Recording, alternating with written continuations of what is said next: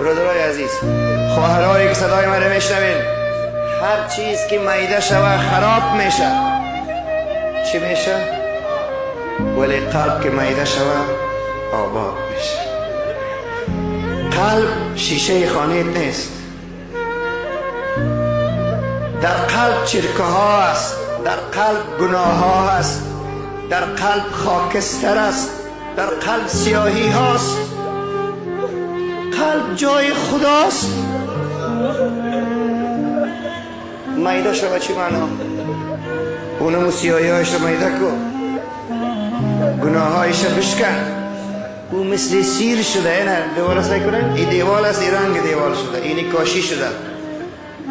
به این دیوار گرمی میرسه کاشی که باشه، سردی میرسه، آب میرسه زدن به دیوار.